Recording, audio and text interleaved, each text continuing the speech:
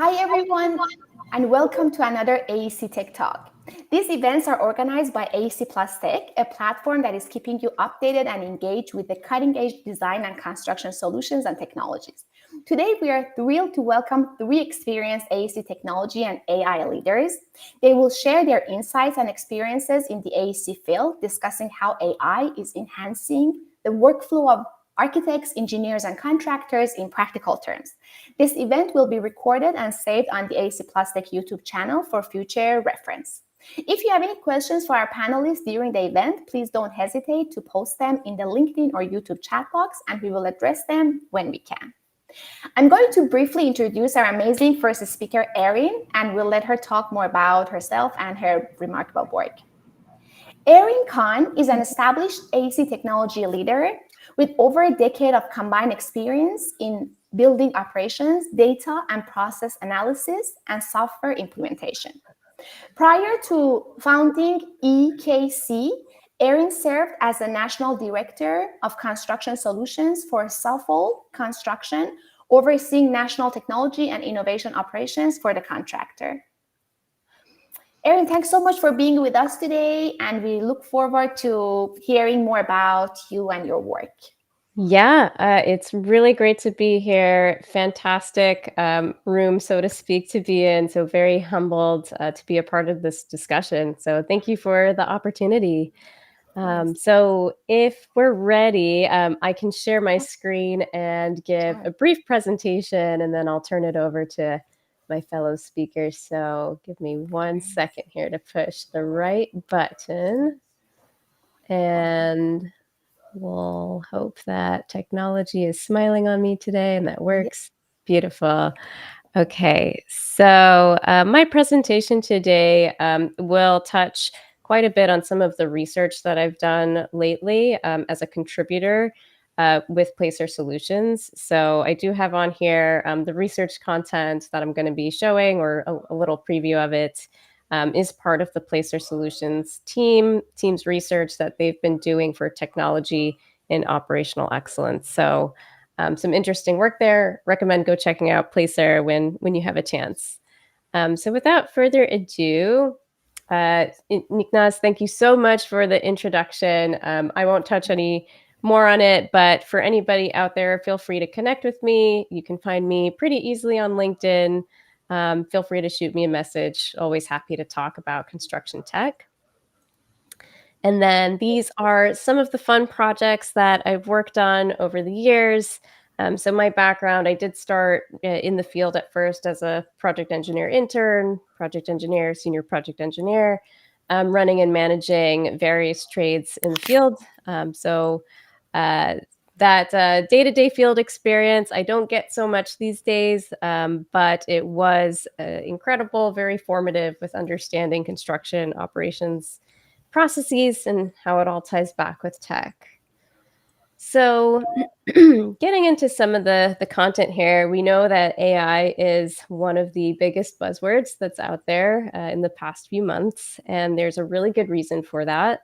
So it's one of these technologies that I feel like has just ramped up so quickly and has hit not just construction, but kind of all the global industries all at once, with transforming how we do work and how we think about work. So there's a really big impact when we start to look at AI. To put into context just how far we've come over the years, I have this illustrative diagram, so it's not to scale or anything. It's just kind of to show the change over time. And then a few stats on the right that explain how much investment has gone into technology and construction over the years. So if you think back to maybe 10, 20 years ago, you could probably count on, just a few hands, like the number of startups that were out there in the industry providing digital solutions and making technology more accessible to AEC. But very, very quickly, and especially as companies have been getting more digitized and digitalized, they're starting to take advantage of the explosion of solutions on the market. So if we look at where we are today, there's quite literally thousands of different solutions out there, all with various capabilities and potential to help us do better. So the stat that you see, the funding raised on the, I guess it's my right, I hope it's your right too, side of the screen. This I pulled from an earlier conference. So the source is AXXL's historical data from the Parent Conference Technology Summit. I just found that this statistic was so mind-blowing to see, over the course of a dozen years, you go from just 1 million of funding in the space for technology explode into over 5 billion. So that's kind of giving you a sense of what we're looking at today in terms of resources and technology that has the potential to unlock many, many things in the industry. So, to reinforce this, I think a lot of us are probably familiar with this unfortunate McKinsey graph here on the left. Construction's not so productive as our other industries, but the point here is that there is so much potential from that 5+ billion investment in technology and startups for construction to apply to this problem. So what this really means is that we're going to be able to address the labor shortage, to improve productivity, safety, reduce waste, all these great things in a much more streamlined way, and be able to leverage that power to reduce these problems. So some practical applications. So in the very beginning, I mentioned touching on some of the research work that I've contributed to over the past few months. Again, this is Placer Solutions research reports. It goes into surveys, interviews, and analyses. So we're doing quite a bit of work on the back end. The idea that it's unsponsored content, it's from quite genuine subject matter experts in the industry. So it goes very deep and gives you that level of insight that you're not really going to find just out and about on the internet or otherwise. So some of the risks, one of the barriers, especially with AI, I think a lot of us are kind of scared about it, especially in construction. We don't like change. So from the research, this is just a small snapshot of what we found of risk factors and other data sets about how people are seeing and feeling about AI in construction. For this one, I'll just pick out the number one here in the interest of time. So inaccurate content generation. The key takeaway here with anything AI and applying it practically to your workflows is to make sure you are staying the expert and that the AI is remaining an assistant. So it's truly a co-pilot. It's not meant to replace you. You need to check its work. And what I always kind of allude to, treat it like a really, really smart toddler, right? So you have this super intelligent toddler. It probably knows some stuff. It can probably help you out, but it doesn't really know everything quite yet. You got to check its work. Don't trust it blindly. And then also know how to put in the right inputs to help you get the right outputs. What else is next? All right. So policy. So Haskell was one of the great examples that we featured that have kind of already started their journey with AI adoption. And what I would recommend, the takeaway here for a lot of organizations that are confused about where to start, this is it. So look at, oftentimes this is like your IT policy or somewhere in your company handbook that says how to manage data. Revisit that.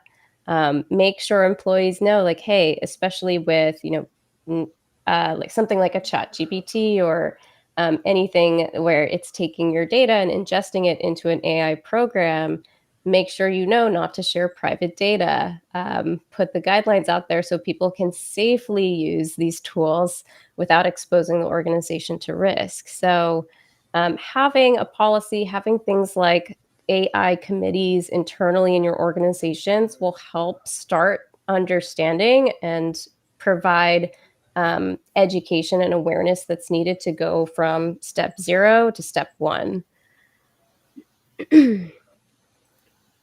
So a couple best practices as well. So I kind of touched on the first one as well. So there's, I hear sometimes like, oh, is AI going to take our jobs? Is it going to replace us? The short answer is no, but for an individual that's using these AI tools, they're probably going to outdo, they're almost definitely going to outdo, in my opinion, somebody who's not using an AI solution to help power through some of these tasks. So keep in mind, we have it on here, the knowledge worker versus knowledgeable workers. So someone who's getting empowered by the tool versus someone who's kind of still manually doing everything. Have clear protocols. So that's where that education and policy piece comes into play. And then also sharing and creating networks. So we're all kind of learning together. We're all trying to figure out how to wrap our arms around this AI thing. So be willing to share. You know, we're not going to get it right the first time. A lot of us are probably not going to get it right the second time. So the more we can share with each other, we can improve the industry and also our individual companies as well. So this is in the sample report, this map, but there are many, many use cases as well that are quite practical, some of which that you can get started with today and you don't need anything special. There are, of course, some other use cases where you might need a specific software setup or a specific data environment to really take advantage of some of the intelligence that's out there. So the takeaway here, with the interest of time, there are tons of capabilities around here. I like to point out the cluster of use cases that's in the middle of this map.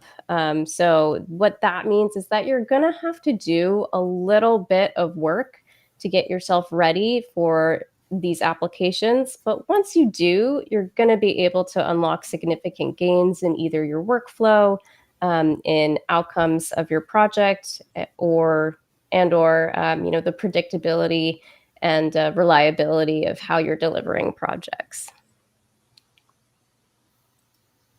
So I always like to leave this as a last thought here. So I did mention there's a way to get started today. You don't really have to do anything special. Hopefully, as long as you have internet, you can get started with ChatGPT. So a lot of us are familiar with it. For those who need the URL, it's chat.openai.com. But go ahead and test out a prompt. So I have some sample prompts here. You can be as creative as you like. I'll pick out, I took a bunch of notes from a team meeting. Please read and synthesize it into a summary with action items. Or I'm constructing a type 5 building for the first time. What are some risks I might not have thought of? So what solutions like these, like ChatGPT and similar, are really good at are brainstorming, double checking things that you might not have thought about. And it's essentially a second brain for you that has access to pretty much everything on the internet. So approach it as a friend, put some basic prompts in there just to get started, and you'll quickly get to see what's possible and what's not possible. Um, Final note as well, so always responsible AI usage. So again, you don't want to be putting in private company data. You don't want to be putting in anything that's private client information. So make sure you're staying conscious of those best practices as well. So with that, so no Q&A just yet, but I will say thank you. Again, very excited to have the opportunity to share just a little bit of what I've been working on and what I've been seeing with AI in construction specifically. And then also another thank you to Placer for providing this research. And in addition to the AI in construction report, they also have other reports as well about technology and construction that I've contributed to. So recommend taking a look there. So at this point, I'll say thank you. Wonderful. stop sharing. Wonderful. Thank you so much, Erin. Great points. Great presentation. Thanks for sharing. So I have personally have a couple questions. I'll ask them. I'll ask you at the end during our panel, discussion portion.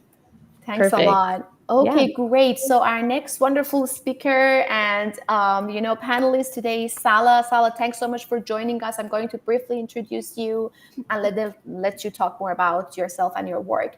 So Salah Ikart is a leader with 25 years of experience spearheading innovation strategy in the built environment industry.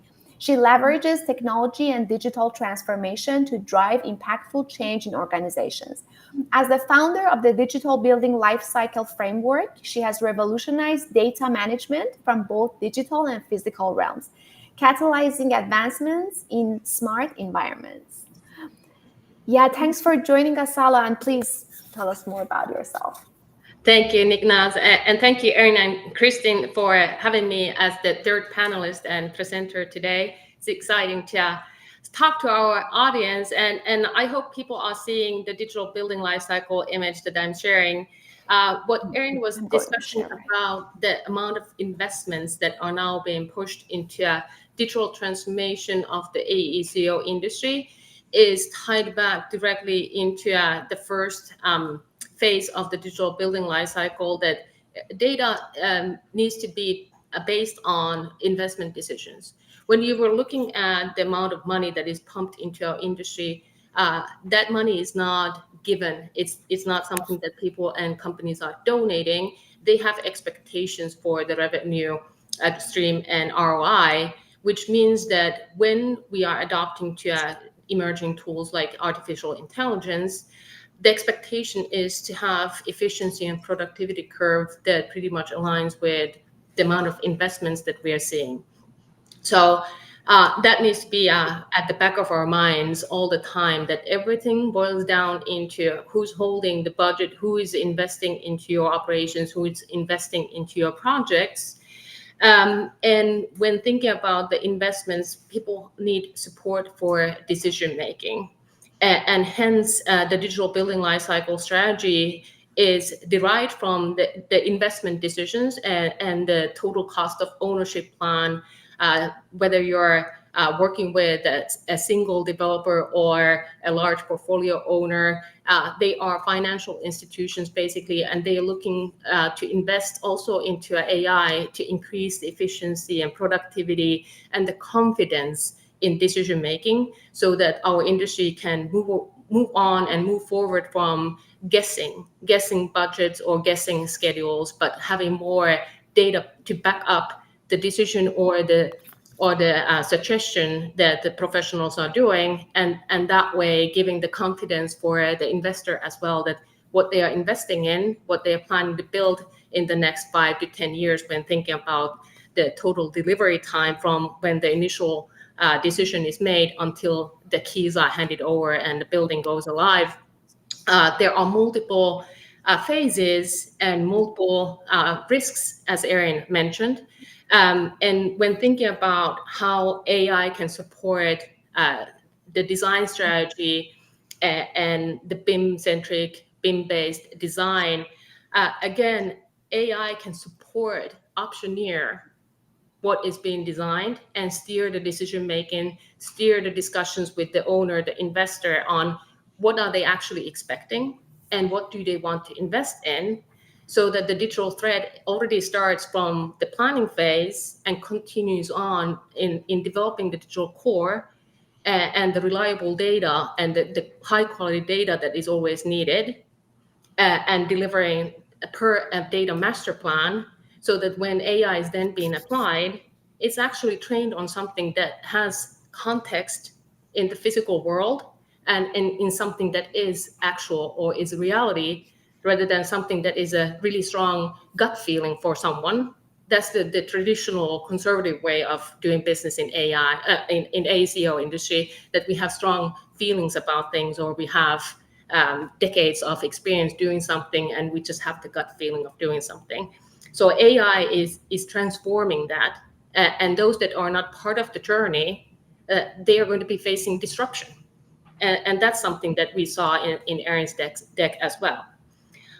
So when thinking about the early on design and engineering phases, AI can spin up all kinds of beautiful visualizations. It can do model checking. It can do document checking. It can do compliance checking. And narrow AI is perfect for doing all the busy work that is consuming a lot of time from the designers that should be focusing on accessibility, sustainability, reachability, all kinds of things that are related to what the owner is originally wanted to invest in. And that way, as we are delivering per the digital thread and creating the digital core, AI is learning. It's learning the best practices, and the more information and data you're feeding it, the more confident you can be with the suggestions that the AI is generating for you as the decision maker. And that way, as the projects go on, you can start relying more on the data that you fed into the system. You can start spinning up total cost analysis. You can do total performance simulations. AI is there to support you with the decisions that you're making and helping the optioneer that what are the optimal solutions ahead of you when you're tying them back to the original investment strategy and thinking about the total cost of ownership, or thinking about the original CapEx investment into the project and getting ready for the operational investments and operational budgets as well.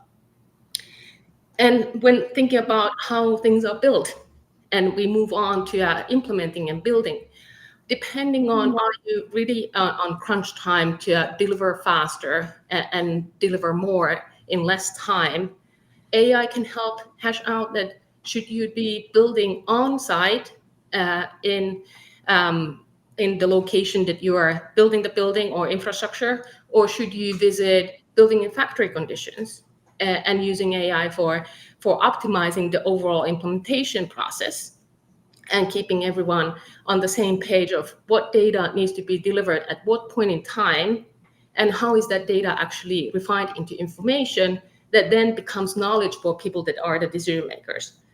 And that way AI can be supporting overall the transition from design and engineering into the pre-construction and construction crews, or even for the manufacturing and fabrication crews that are part of the larger entity. And at the same time, you're continuing to build the organizational wisdom and confidence with the original developer investor.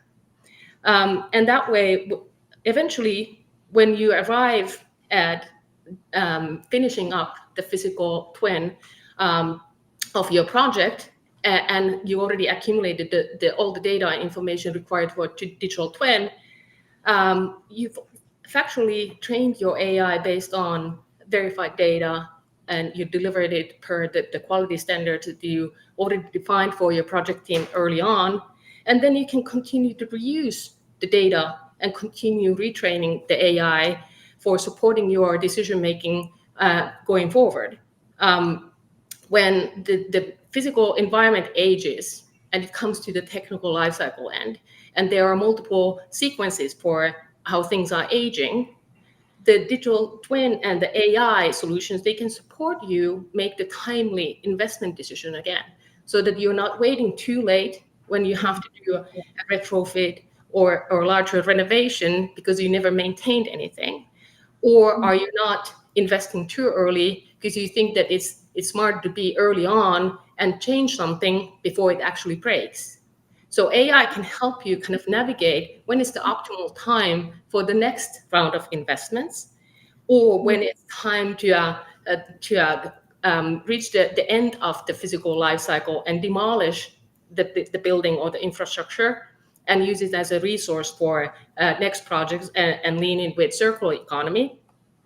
Or you can use the collected data for replanning what you want to develop and implement in that particular site in the physical world, and learn from the past mistakes so you don't repeat them. And that way, again, continuously continue improving the performance, the financial performance, and the technical performance, and the social performance of your portfolio. Thank you. I'll hand things over back to you, Niklas. Wonderful. Thank you so much, Salah. Thanks for sharing all this great information. Again, I have some questions, but then now I'll move to Kristen. So we'll hear from Kristen, and then we'll have the panel discussion. Kristen Cott, CPSM, is an experienced marketer with over 25 years of experience in the architecture, engineering, and construction industry. With a passion for innovation and technology, Kristen has become a leading expert in AI for the built environment, helping companies implement and integrate AI into their operations from small firms to large corporations.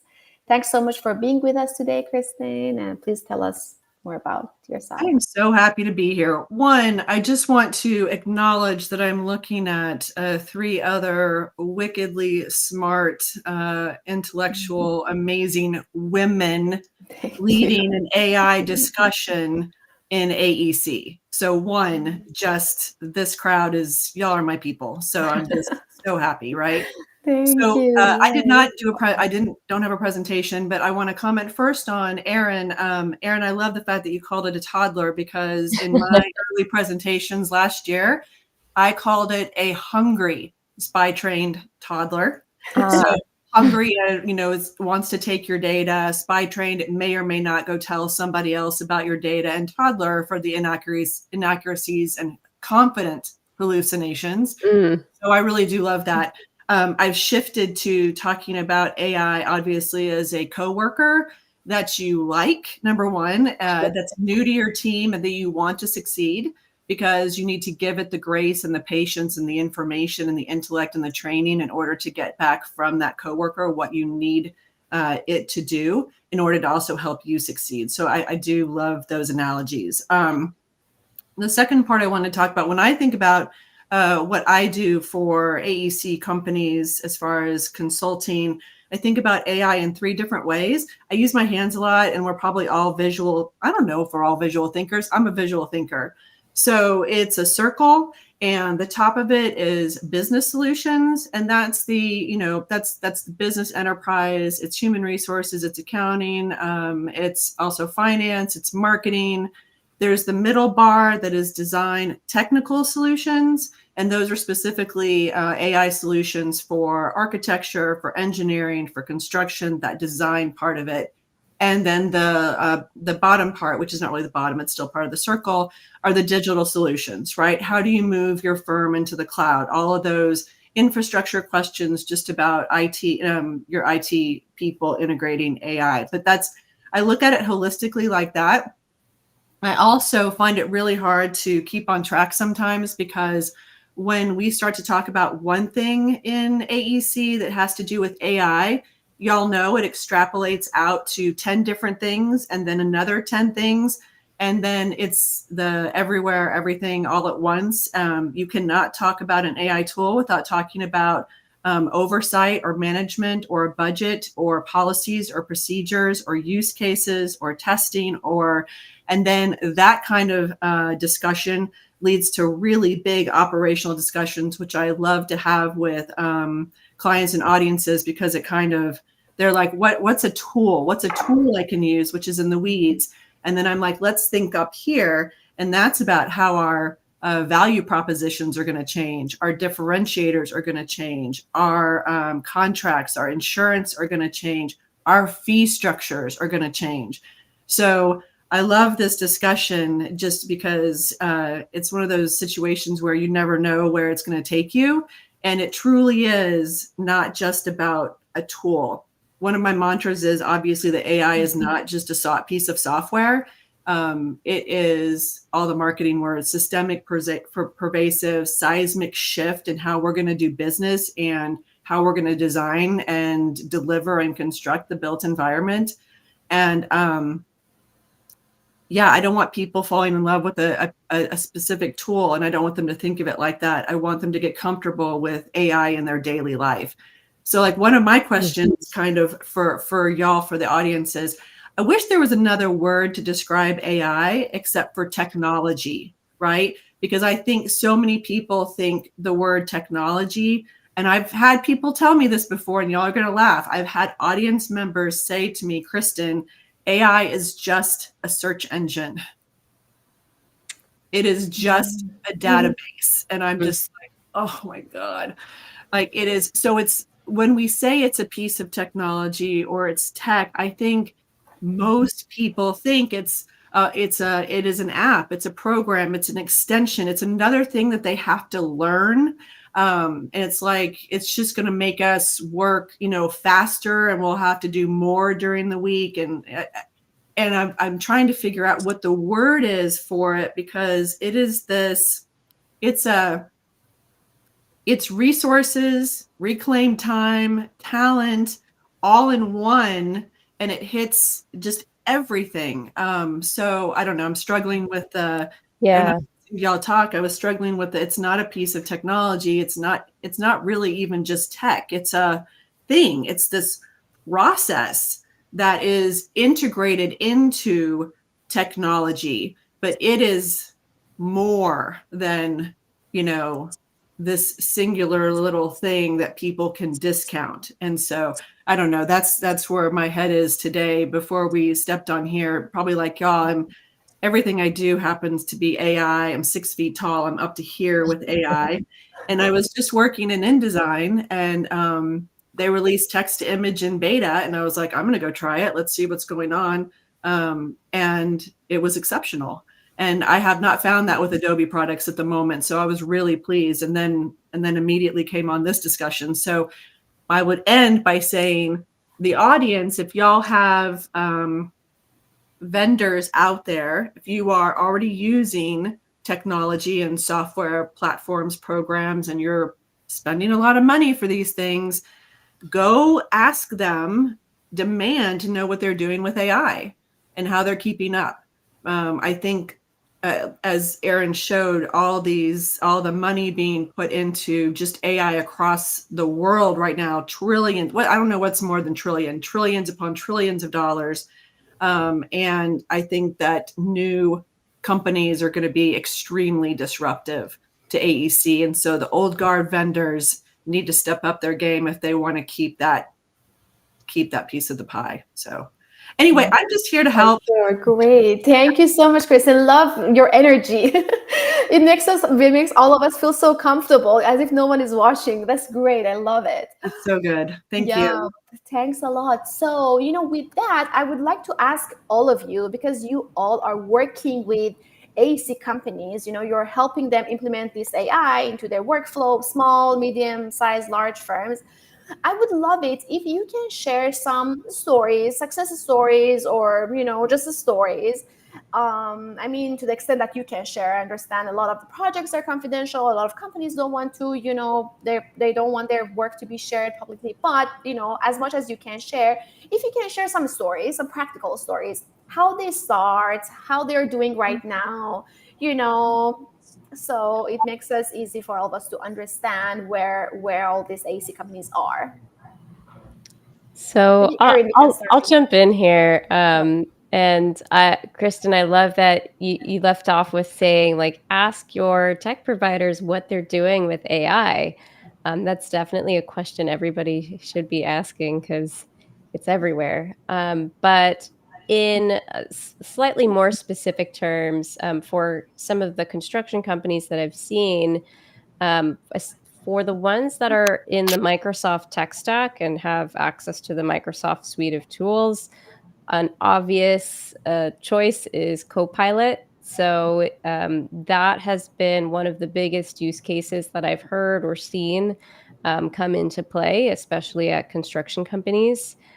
So when working with Microsoft or your Microsoft rep, it's a matter of, making sure your Azure environment is good to go, you're comfortable with your data setup, and then training, some people on how to use Copilot as an assistant, or Kristen will still have to find the right word there. I'm not sure what it is either. We have to trademark it as well. Yeah. I keep thinking myself of it as like a second brain, super brain, or something like that. But maybe like a deep thought from Hitchhiker's Guide, if anyone's familiar. But Copilot, though, has been that easiest entry point so far, because I think a lot of us are, especially in construction, are so ingrained with Microsoft, Word, Excel, PowerPoint, so on and so forth. It's not all that foreign to just plug in something else and start using it alongside all the other tools that you're going to be using every day. So one of the examples fairly recent that I saw, so this organization had Copilot turned on for their employees, and a superintendent had to give, or was planning on giving, a toolbox talk about safety and a specific topic. You type into your Copilot, hey, I'm looking to do a safety talk on these bullet points, and I'd like to have a presentation that's this long. Can you generate something for me? And it will do it. It will give you a pretty good starting point. So previously, where maybe you didn't have content, or it might have taken hours and hours and hours to pull the right content to create something that was an impactful safety talk, it now takes you minutes. So it's greatly reduced. So that's one of the, I guess, most practical ways that I've seen companies start to get into AI applications.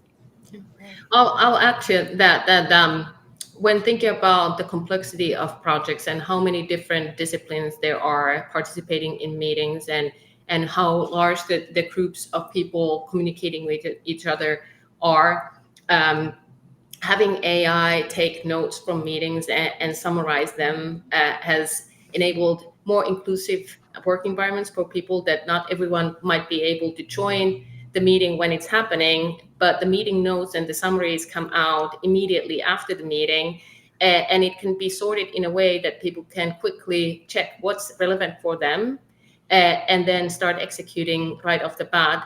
And that way, if you have a specific role on a project, you can attend as that role in the meeting, assign yourself as like a MEP expert or sustainability lead or anything, and that way the perspective is represented in the meeting minutes, and it's pulled into the summary when something has been decided, and everyone gets the same meeting minutes and the same summary, so that then there's less confusion of what was decided or what was the perspective from a specific point of view, especially when mitigating risks.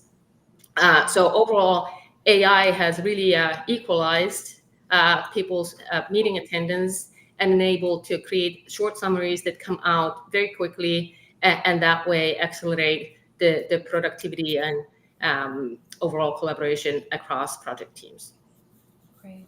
Love that. You're kind of like gaming the system, but you're also giving the AI more information about not just your name, but what you do. I do love that. That's kind of interesting. I like that. Yeah. For me, I would just say I probably have not seen a lot of AEC companies that are actually killing it. We get a lot of questions like, what is everybody else doing? And so I like to answer the question by just, maybe it's a little harsh, like you just need to put your head down and think about yourself and your own firm.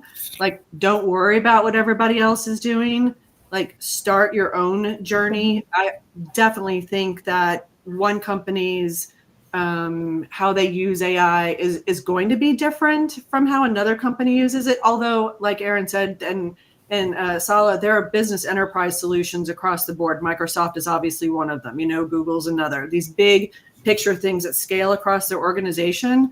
But I also think that the first step is finding out what your firm needs. What's the pain point in your firm?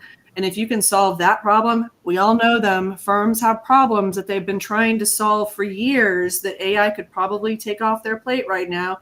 And if you fix that pain point that you've been struggling with for years, you're going to be leaps and bounds ahead of your own game. Do you know what I mean? So sometimes I teach business development too, and I'm like, don't look at, like, run your own race. I also consider AI a marathon. It's like a Mobius strip. There's no end to it. It just keeps going around like this. But there's also that meme out there. Remember, I'm visual. I'm sorry. But there's the meme out there of this poor guy, and he's an Olympic runner or something, and he's running along and he's winning the race, but he turns around like this to see who's behind him or next to him, and the guy passes him and wins. I feel like Don't turn your head. Just if you concentrate and you put your resources and your time and your talent into figuring out what your firm really needs with AI, that's going to get you into the race and ahead of the game. And then I would like to say for the audience too, we talked about the next step. Something that I've also noticed, and again, remember, I'm a visual person. So I think right now, like AEC, we're 2 decades behind. Some of our clients are 3 decades behind, and we are kind of figuring out fire with a flint rock and some sticks, while the Star Trek Enterprise is taking off into warp speed. And there's no way for our brains to understand the steps to get to that really big technology. And the 4 of us, like the audience is looking at 4 people who want to help your firm take that next step. So, people are always like, where do I start? And I'm like, hire us, hire the people on the screen to get you started in the way that is most appropriate for your firm. Because if you really do look to somebody else and try to follow somebody else's playbook, you're going to fail. And failure is not an option with AI. It's not a technology that you're going to put a lot of money into and not look at for a couple of years and say, oh, we didn't roll it out, it's not that great. 2 to 3 years from now, I don't know how you're going to catch up. So Yep. all of that. For sure. I love your descriptions, by the way. I have to think things. Yeah. Like, I have to draw things out. And so it helps me understand it. So I know that there are people who are not visual, they're auditory and tactile and all that stuff. But definitely a great example. It reminds me to remind everybody as well that it's feels like I'm sharing a secret, but I'm not. But we're all using AI in our daily lives today. So we tend to forget that this actually isn't new. I think it's technically been around from the 50s, right?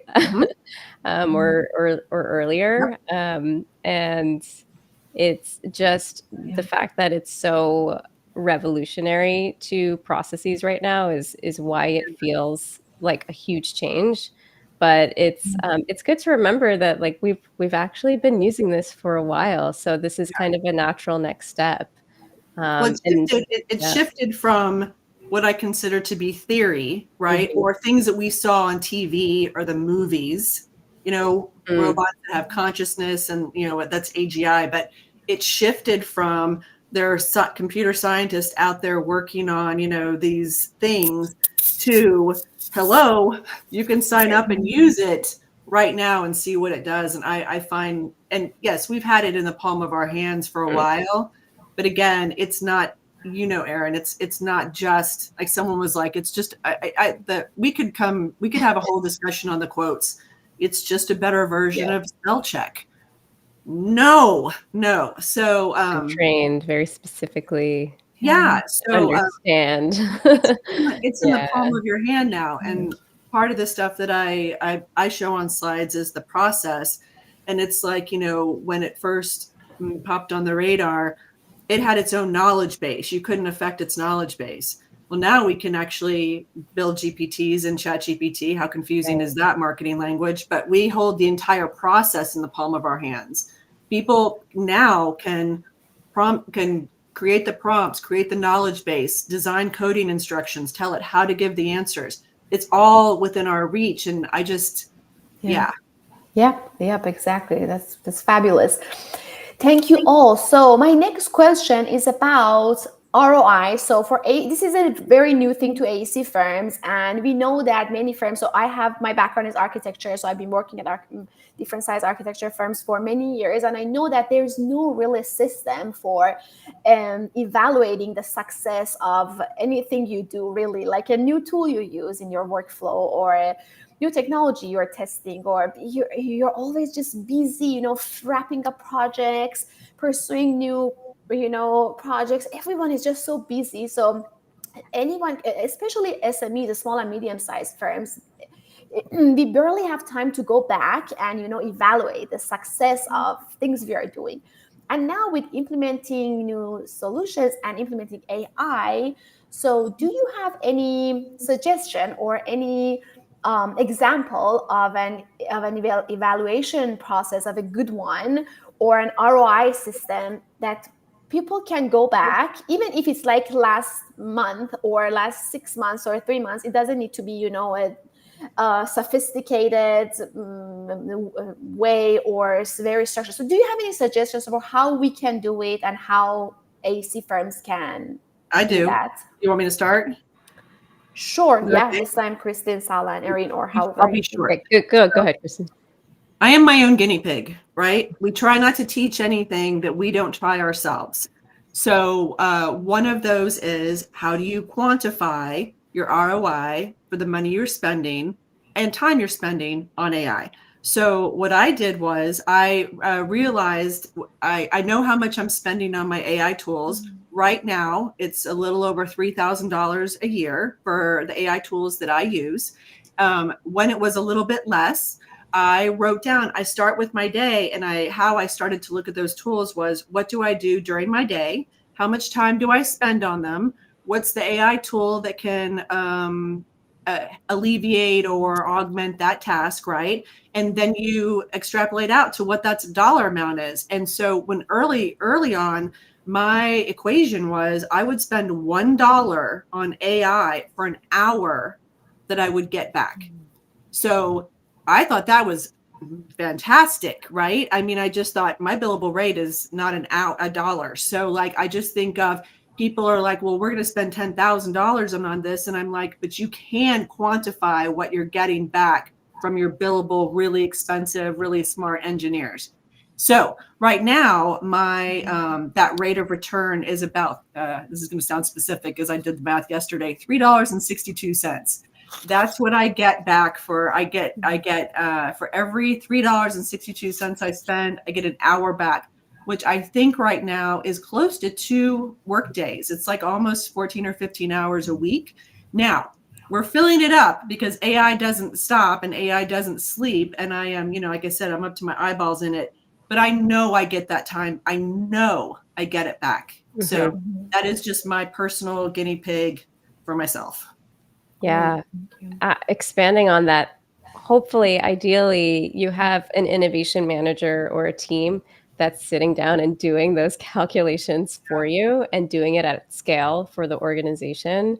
That was such a practical and relatable example, Kristen. Thanks for sharing that. That's pretty much in alignment with. I only have one partner, so it's easy for us to do that way. But you are absolutely right about it. That's also what I've seen. But for another example, if you will, I like to use the technology of 360 cameras on construction sites. And nowadays we kind of know a lot of the standards that are out there, but you grab your 360 camera, you turn on your app, you walk the job, the technology is using AI at some point to map all the images back to your floor plan, and boom, you have a beautiful Google Street View map of your project, and it's high quality documentation. Sometimes if the solution has it, there's a computer vision layer that's identifying things on the site as you walked around. And then if you look at how long that process would take without that technology, you're literally talking about hiring extra staff to cover just that one process. So it always comes back to, again, what's the business problem that you're solving? What did it take before you applied the solution? What does it take after you apply the solution? I'll add to that when people are making their weekly plans and thinking about the tasks that they are expected to do, that comes with that hourly price. And if we see that something takes an extended period of time and AI could minimize it from 40 hours into like less than 3 minutes, then there is the obvious ROI. Or if there are multiple auditing processes and steps in getting something finalized, and we all have seen that decision-making processes oftentimes take more than 5 people to approve something before it's then validated and gets the green light to go. AI can help already mitigate some of those steps and help finalize the decisions faster, simplify the processes overall. And when thinking about the inefficiencies with the AEC or industry, even though if the projects are making a lot of money, there's still a lot of budget that goes into risk management for error auditing and rework, doing things at least 2 times, or fixing things because they didn't get done correctly the first time. So anything that is consuming a lot of people's kind of mental capacity, or is repetitive, or something that is mundane, AI can help with those processes and tasks, and the ROI is quite evident. Yeah. Yeah. Thank you so much. So we have about 9 more minutes. We can talk about, so is there anything else you want to talk about the future, where we are heading, AEC, or any other story or experience you have now working with all this, like people you're working with? So I'll share one hope for the future. And this is a shout out to startups out there. If there could be more solutions that are using AI to capture historical knowledge on the job sites, that is something that will be tremendously invaluable to this industry, especially with the labor shortage and the loss of historic knowledge from these tenured workers who are retiring out of the industry. So there's a huge opportunity there. I am very hopeful to see something that's built that really addresses that. If you're out there, let me know. I would love to take a look. So just throwing that to the wind for future developments. Sure. Erin, can you elaborate a little more about like what kind of information on the job site?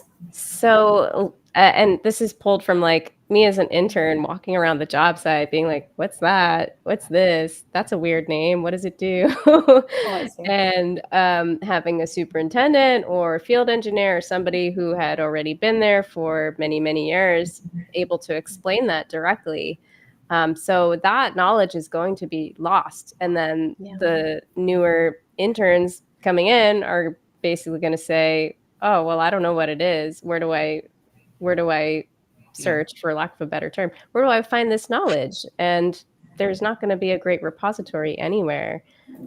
So I also think about it like in terms of design as well. Like if you're working with a detail and struggling to figure out how to get something to work, you should be able to quickly and easily access a repository of everybody's experiences to see how it might have already been solved. So yeah, it's really geared at capturing knowledge in our brains and then democratizing that knowledge. Yeah, for sure. Yeah, and the design process for sure. I've been always thinking about it. What was very frustrating for me when I was working as an architect was for every single project, we had to start like designing all these details and thinking about all these details from scratch. There was no, like you're saying, a repository of all these like tens of projects that we worked on. Like you're designing a school, so why not having all these like details and all this like information in one place? And there are actually a couple companies that I've talked to recently. There is one that is called Schema, and the one that is called DTO Design together, that are working on this problem in the design space. But construction, I don't know of any. But it's a great suggestion. Thanks for. We'll see. Salah, I think you were about to say something as well. I didn't want to cut you off. Yeah. What I've been thinking about lately about the future generations and how our generation has been always deep diving into the document archives and reading a lot of documentation and specs and being the archaeologist for old data. People's way of learning has changed quite tremendously. People read less, they watch videos and listen to things more. So I've been thinking a lot about how to make data not only accessible but reachable for different learners and the next generation of labor and workers, especially now that our industry is becoming more international and more global. So we need to cater to completely different ways of absorbing and assuming data, and that's the next challenge that we have. That staying on the written documentations and deep diving into archives, people simply don't have the time to do it, especially when we are facing the labor shortage, that it needs to change, and it's a process change. Thank you so much. Yeah, I love that. Like how these technologies can contribute to equity or like democratizing access to data and information. Thank you, Kristen. Is there anything you would like to add?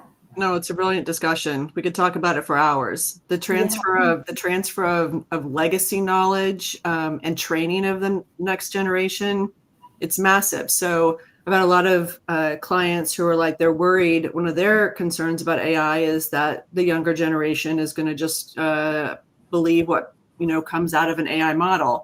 And obviously, hopefully, and I think AI models hallucination rates are going to go to almost zero, especially on very specific knowledge bases. But we learned by getting thrown into the fire, and doing things because we had to do them in the field or with our own hands and that experience. And so the two of you or all three of you are right. I mean, how we're going to get information from people to train a model that can also train the next generation, it's crucial. And may I say for the record, this is not a new problem just with AI. It's a problem AI can solve. We have had legacy problems in our industry for decades. The generation leaves, they take all their knowledge with them. And like Erin said, I say we've got to transfer it from here to a model and not with the probes, even though Elon Musk put a chip in someone's head. I don't mean that. I mean, we've got to get this information out and put it into a model. Massive initiative. Yep, for sure. Yeah. Great, wonderful. Thank you so much. It was great. So we have a few more minutes. If there is any other comment or point you would like to add, please feel free to share it. If not, we can wrap up. Thank you all for being with us today. It was lovely chatting with you all. I personally learned a lot. So this video will be recorded. Has been recorded, and it will be saved on our AEC+tech YouTube channel. So hope to see you all next time, and have a wonderful rest of your day. Happy Friday, everybody. Thank you. Thank you so much. Thank you all. Bye-bye. Bye.